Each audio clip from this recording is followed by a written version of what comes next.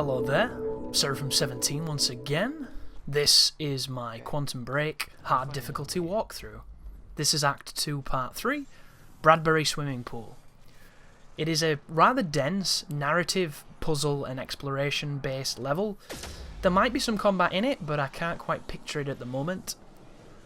One of the greatest things I think this game does when it comes to the time narrative, because let's be honest here, time travel stories are not new, they're not really original, all of them have very similar concepts and themes that run through them, but one of the great things I always find about any kind of time related narrative is when they have stuff that you don't understand at the beginning, little moments and little pictures and images of things that you're like, well, what's that doing there? What does this mean? What does that mean?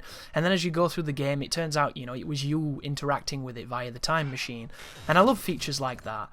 I love the fact that you can play through this game again, or just play it once with a great memory, and spot all these things that you didn't understand, and then they suddenly make sense. And this game has a ton of them, be it the taxi just then, be it the graffiti that's all across the city. There's so many elements that's pointing to certain features.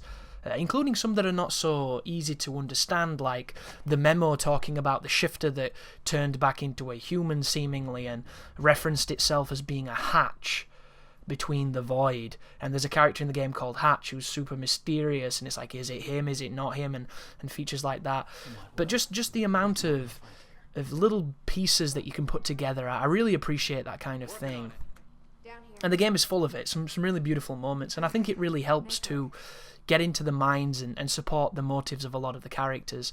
Like, to look at some of the characters in these sequences, you might think that they come across a bit shallow, but if you're reading the narratives and the blogs and the emails and all that kind of stuff, if you're looking between all the sequences that happen, there are just a lot of rich moments that really add to the character, and it gives it weight when we come back to the motives later on where, serious shit happens to these people, and it's all pretty quick and over and done with, and then you're back to shooting dudes in the face behind chest-high walls, which is something you've done a lot in games, but still I think it enables the story and a lot of the details happening inside the world to resonate with you as a player. And it's by no means the best that I've ever seen, but I really did like the story, even if I wasn't too pleased with how it ended, which is, once again, down to interpretation, and it's also down to personal taste. But a lot of mine was probably gameplay focused, which is why I was surprised. Like, there's a lot of allusions towards serious things happening, and they might happen on the other timeline that I didn't choose, but in the one I did pick, I found it very strange. One that stands out big time is how they built up Martin Hatch to kind of be this coup d'etat guy who was trying to usurp Paul by breaking down Monarch and shaking up the stability of the company. And then there's that whole moment where you find out the eye drops that he's giving himself have got time stuff inside them. They've got the Chronon agent, which is, why would he be taking eye drops for that shit unless he was somehow augmented by time and maybe have abilities? So I thought they were leading up for him to be the big bad guy, and maybe they are, I don't know, DLC, sequels, straight to DVD movies, whatever. And then that moment where he's arrested, on my timeline anyway, they put him into the elevator with 4 heavily armoured guys, and then he gets out of the elevator, does his tie, and he's just messed them all up, and you're like, well, hang on a second, this guy's just a pencil pusher, how can he do this? And all of it's been leading towards this dude's going to be a badass.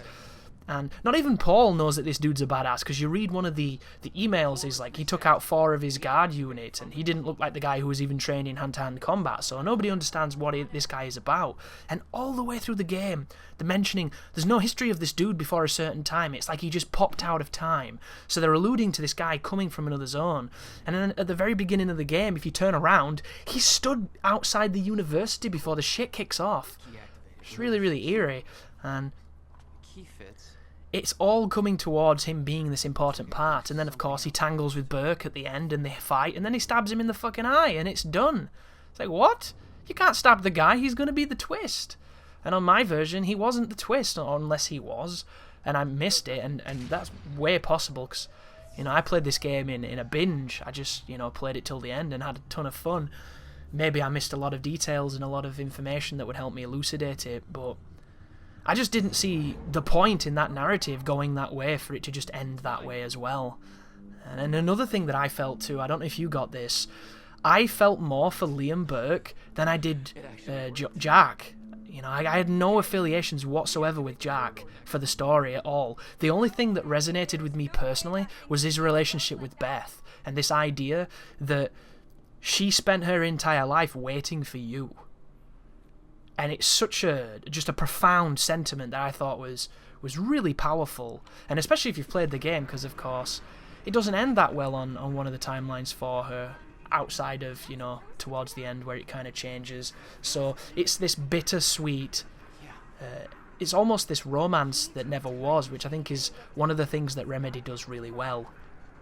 And if you ever played Max Payne, there was a very similar one in that with Mona Sachs, where they were two people trapped in this situation that was bigger than both of them, and it was just this thing where they were kind of always destined to be enemies, but in that instant they were lovers. And I love that notion of just two opposites clashing in an instant, you know, a special glorious instant. And I think that's a really powerful piece of storytelling when done correctly. And I think there's shadows of that in this game in a lot of ways with the Beth and the Jack relationship, but we did nothing in that video at all.